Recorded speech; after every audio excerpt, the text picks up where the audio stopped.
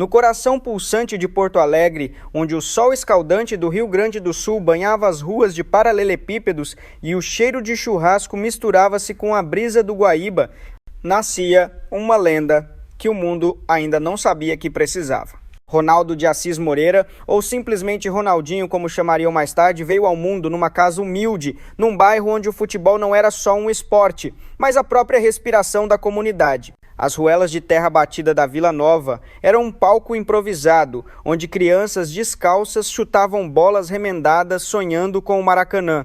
E ali, entre os meninos que corriam atrás de um futuro incerto, Ronaldinho já era diferente. Ele não apenas jogava, ele dançava com a bola como se ela fosse uma extensão de seu corpo, obedecendo a cada comando de seus pés ágeis com uma naturalidade que parecia desafiar as leis da física. Seus olhos brilhavam com uma mistura de travessura e determinação, e seu sorriso, aquele sorriso que mais tarde encantaria o planeta, já era sua marca registrada, mesmo aos 5 anos, quando driblava latas velhas no quintal de casa. A vida na Vila Nova não era fácil. A mãe de Ronaldinho, Dona Miguelina, trabalhava incansavelmente como vendedora para sustentar a família, enquanto seu pai, João, um soldador, que já havia jogado futebol amador, trazia para casa histórias de glórias passadas nos campinhos de várzea. Foi João quem primeiro colocou uma bola nos pés do pequeno Ronaldo, ensinando-o a amar o jogo. Mas quem realmente moldou o jovem Ronaldinho foi seu irmão mais velho, Roberto. Roberto era um talento local, um meia habilidoso que já despontava no Grêmio, o maior clube da cidade. Nas tardes quentes, quando o sol castigava os telhados de zinco, Roberto levava Ronaldinho para os campinhos de terra, onde o menino aprendia a driblar, a fintar, a chutar com uma precisão que parecia impossível para alguém tão jovem. "Você tem que jogar com alegria, mano", dizia Roberto, enquanto o pequeno Ronaldinho tentava imitar seus passes. E a alegria era algo que Ronaldinho tinha de sobra. Ele não via o futebol como uma obrigação. Para ele, era uma festa, uma celebração da vida que pulsava em suas veias. Aos 7 anos, Ronaldinho já era uma atração nos jogos de rua. Os mais velhos paravam para assistir, impressionados com a forma como ele dominava a bola, como se ela estivesse colada em seus pés. Ele fazia coisas que ninguém explicava. Embaixadinhas intermináveis, dribles que deixavam os adversários no chão, chutes que acertavam latas a metros de distância. "Esse guri é diferente", cochichavam os vizinhos, enquanto Dona Miguelina, orgulhosa, observava de longe, mas a vida na Vila Nova também trazia seus desafios. A pobreza era uma sombra constante, e Ronaldinho sabia que o futebol poderia ser sua porta de saída. Ele sonhava em jogar no Grêmio como seu irmão e em um dia vestir a camisa amarela da seleção. Mas, mais do que isso, ele queria trazer alegria para sua família, para sua comunidade, para todos que acreditavam nele. Quando completou 10 anos, Ronaldinho foi levado para as categorias de base do Grêmio. O clube, com sua torcida apaixonada e sua história de garra, era um templo do futebol gaúcho, mas o caminho não foi fácil. Os treinadores olhavam para o menino magricela, com pernas finas e um sorriso tímido, e duvidavam. "Ele é pequeno demais", diziam. "Não vai aguentar o tranco." Mas bastava Ronaldinho tocar na bola para que as dúvidas se dissipassem. No campo, ele era um maestro. Seus passes eram precisos, seus dribles desconcertantes.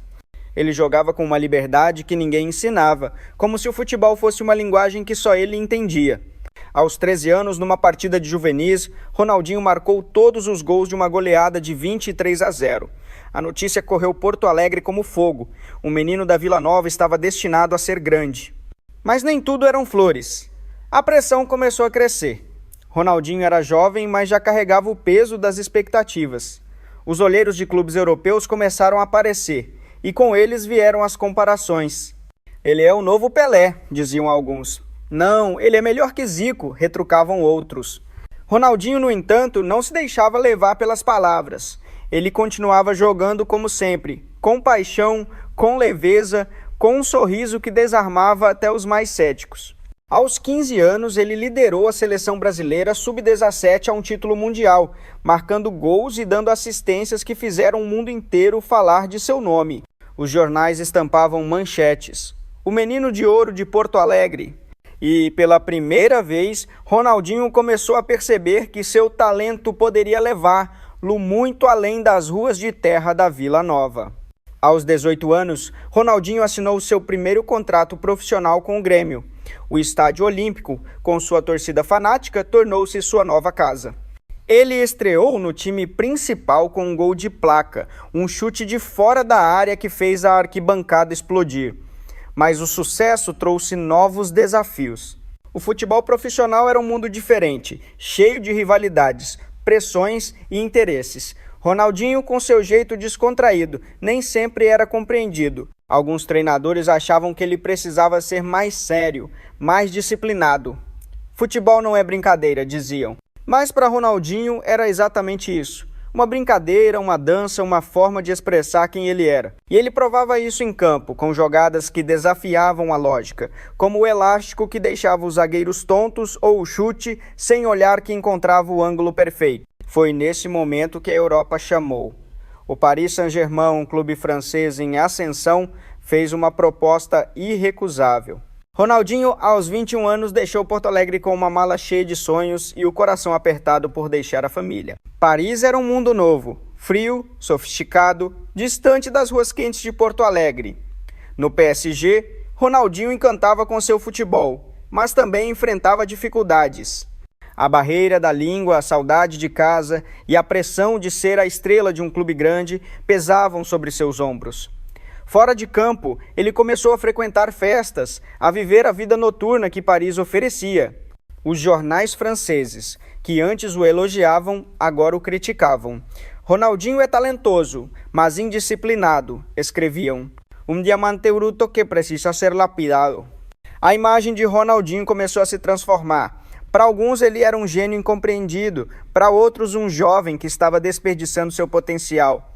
No Brasil, os torcedores acompanhavam de longe, divididos entre o orgulho e a preocupação. Ele é nosso, mas será que vai aguentar? Perguntavam-se.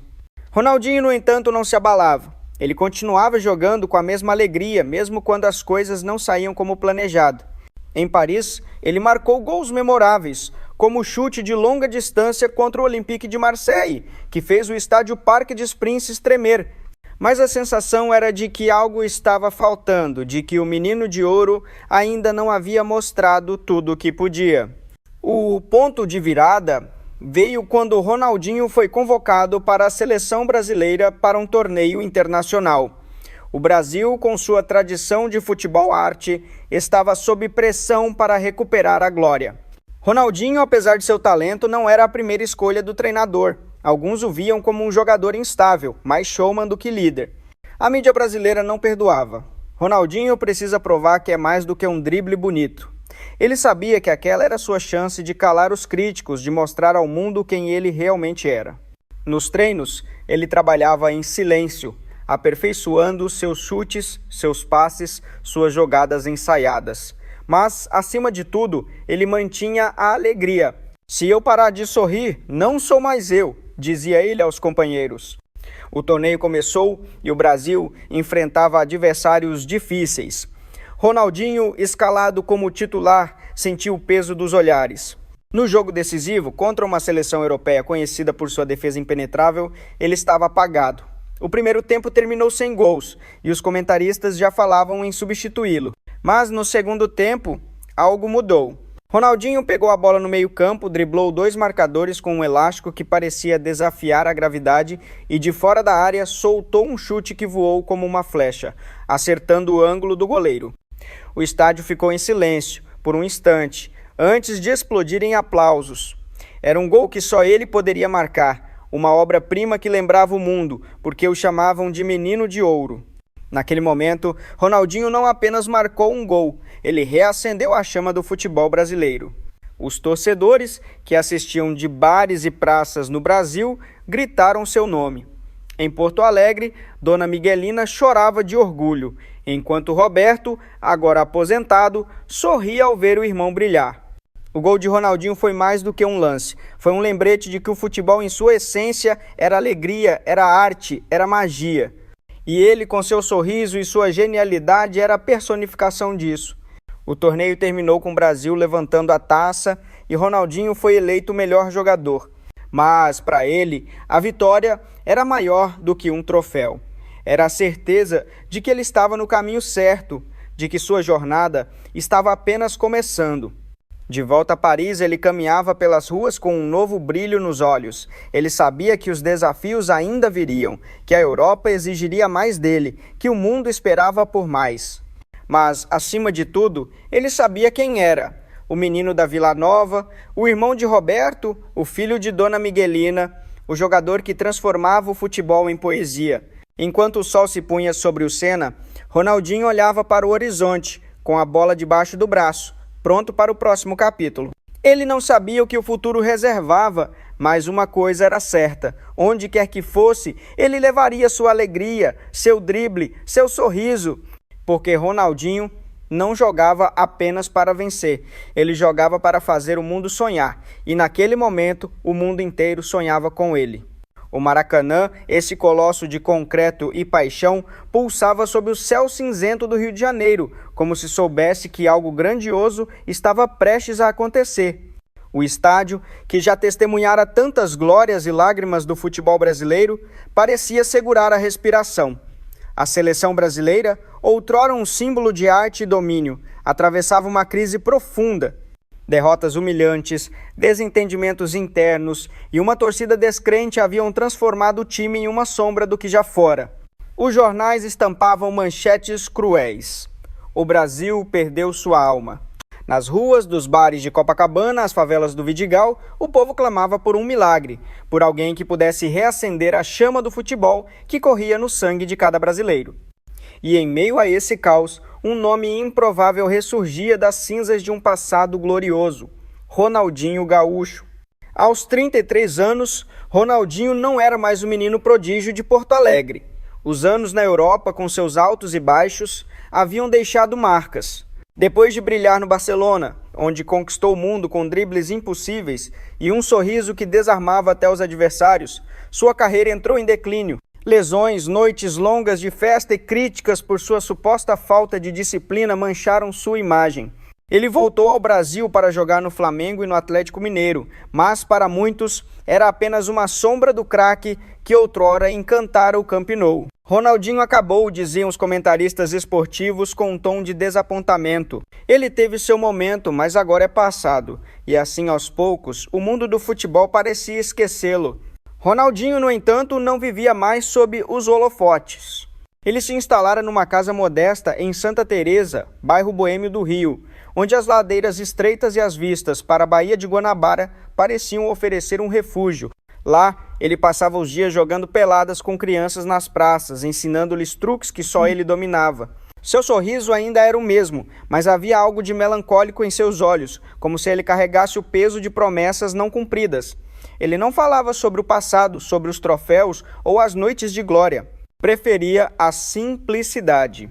Um churrasco com amigos, uma roda de samba, uma bola surrada que ele fazia dançar como nos velhos tempos. Mas, no fundo, Ronaldinho sabia que o futebol ainda não havia terminado com ele. Numa tarde abafada, enquanto consertava uma bicicleta para um garoto do bairro, seu celular tocou. Era um número desconhecido.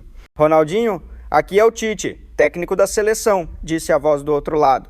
Ronaldinho franziu a testa. Tite era um velho conhecido, alguém que ele respeitava, mas fazia anos que não conversavam. "Preciso de você, cara. A seleção está em pedaços e temos um torneio importante pela frente. O povo precisa de esperança. Você é o único que pode trazer isso." Ronaldinho riu quase como se fosse uma piada. "Tô velho, professor. Meu tempo passou. Escalo os jovens, eles têm gás." Mas Tite insistiu. "Não é só sobre gás, é sobre alma. O Brasil precisa do seu futebol, do seu jeito. Me dá uma chance de provar que você ainda é o melhor." Aquelas palavras mexeram com algo dentro dele. Ronaldinho desligou o telefone e caminhou até a varanda, olhando o pôr do sol que tingia o pão de açúcar de laranja. Ele pensou na mãe, Dona Miguelina, que sempre acreditara nele, pensou no irmão Roberto, que o ensinara a jogar com alegria, e pensou nos milhões de brasileiros que, mesmo nos momentos mais difíceis, ainda sonhavam com o futebol arte. "Tá bom, Tite", ele disse no dia seguinte, com a voz firme. "Mas se eu for, vou jogar do meu jeito." Tite riu do outro lado da linha. "É exatamente isso que eu quero." A notícia de que Ronaldinho fora convocado para a seleção caiu como uma bomba.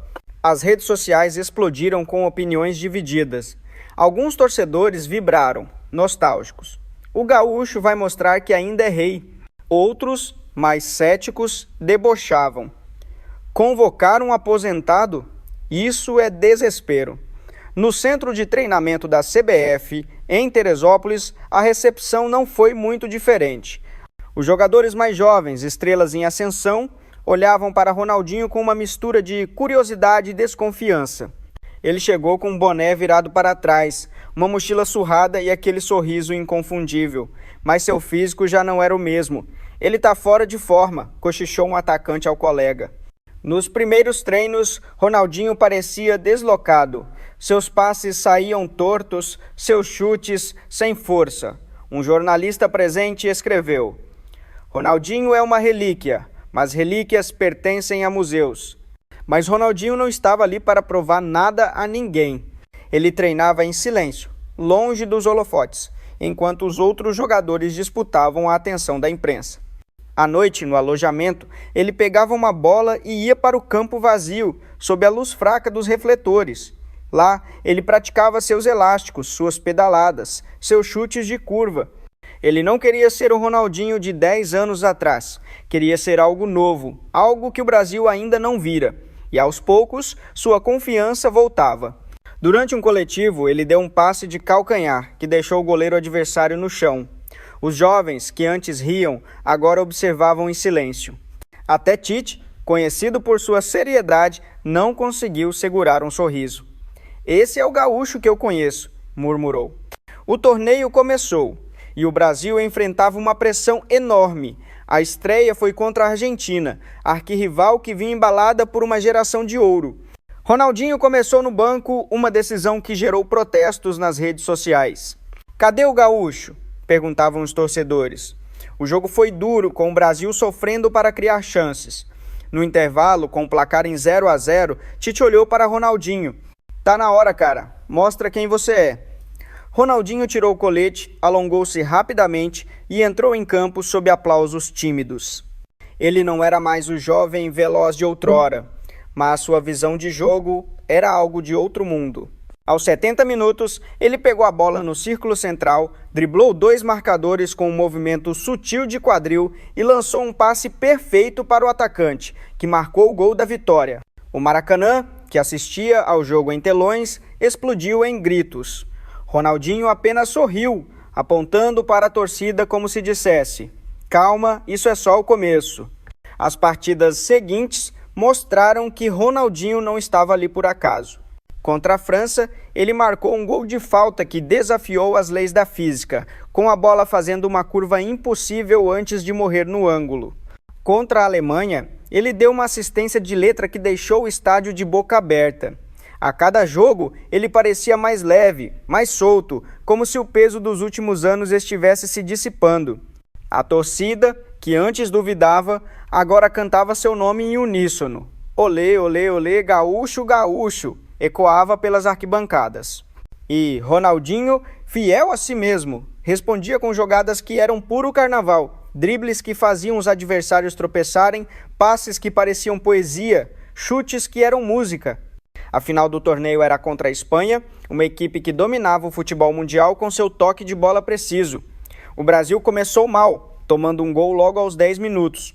A torcida, que lotava o Maracanã, ficou em silêncio, temendo mais uma decepção. Ronaldinho, novamente no banco, observava tudo com calma. No intervalo, com o placar ainda em 1-0, Tite o chamou. Gaúcho, é agora ou nunca. O Brasil precisa de você. Ronaldinho apenas assentiu, sem dizer uma palavra. Quando pisou no gramado, o estádio inteiro se levantou. Era como se o Maracanã soubesse que algo mágico estava por vir.